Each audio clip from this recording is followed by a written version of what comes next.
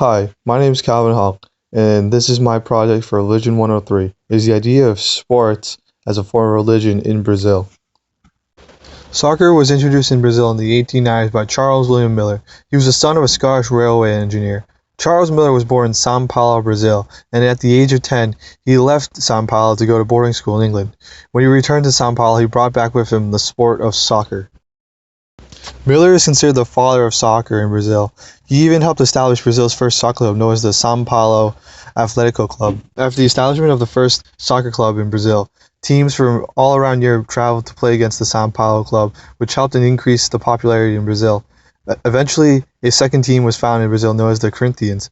Children in Brazil began playing this sport throughout the streets at a very young age. Soccer eventually became Brazil's national pastime. Brazilians added their own style into the game. Their movements were creative, fast-paced, and fluid motions. This is different from the European style because the Europeans were bigger, so Brazilians had to incorporate their own style in order to keep up.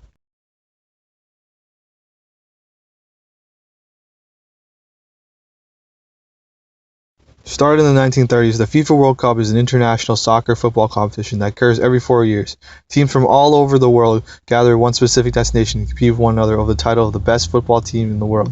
Similar to how the Olympic Games are used to find the best athletes, the World Cup is used to find the best soccer teams in the world. The World Cup brings so many people together and everyone essentially have the same time zone as everyone watches the game. It's what one can consider as a sacred place. In 2014, the World Cup was held in Brazil. This was the first time Brazil had hosted the World Cup since 1950. The current team was given high expectations and carried a lot of pressure from the country to succeed. The Brazilians felt like a win would make up for the loss that they suffered in the 1950 World Cup. The heart and soul of this team were Neymar and Julio Cesar. Neymar was considered by many as the best player on the Brazilian national team. He was a very gifted athlete and is one of the top players in the entire world. He was expected by his country to carry the team to victory, which placed a lot of pressure on Neymar. Sadly, during the semifinals, Neymar hurt his back and was ruled out of the tournament. This shattered the entire country's hopes of winning a World Cup. Neymar is considered the face of Brazilian soccer. Julio Cesar is the starting goalie for Brazil. In 2010, after an early World Cup exit, a lot of blame was placed on Cesar. He faced a lot of pressure to redeem himself in 2014, and he did so by making amazing saves during a penalty shootout against Chile. He was able to help Brazil secure the victory, and at the end of the game, during an interview, he cried tears of joy because he felt like he was able to redeem himself for the 2010 mistakes, which left him heartbroken. Julio Cesar showed a lot of passion for soccer. In 1950, Brazil was the host country of the World Cup, and this was the first World Cup played since the end of World War II. Brazil had built one of the largest stadiums at the time for this event. Brazil had assembled a great team that was poised to win it all, but in the finals, it lost to Uruguay, which left the team and country shocked. Cinzio was a member of the Brazilian national team. He played in the 1950 World Cup and was described by many as one of the most complete soccer players. He was skilled at dribbling, passing, and attacking. However, after the 1950 Olympics, his entire career was marked by that loss. His impressive career tends to be ignored by the fact that he and the entire team failed to secure victory for Brazil in 1950. There are many differences and similarities between the 1950 and the 2014 World Cup. One difference was the pressure that Brazil faced in 2014. The 1950 loss was a huge loss for the Brazilians. It left a red mark on their storied soccer history.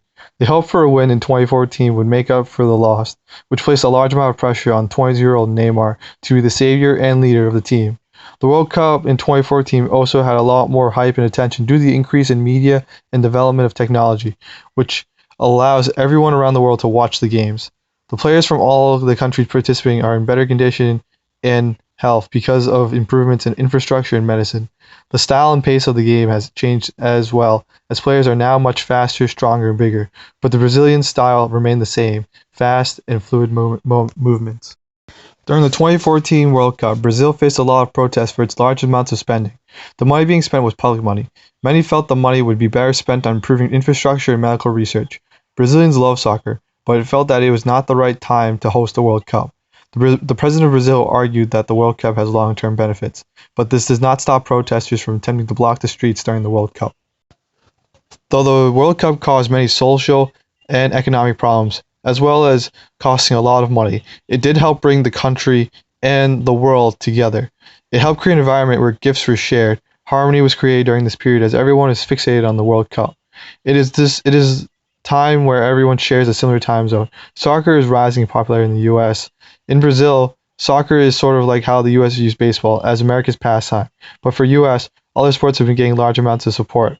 For Brazil, soccer still remains the undisputed number one sport.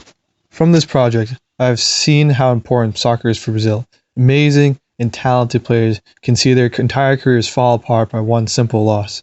Brazilians show a lot of passion for soccer. They follow it so closely. They put large amounts of pressure on the players. The nation itself views soccer as their religion.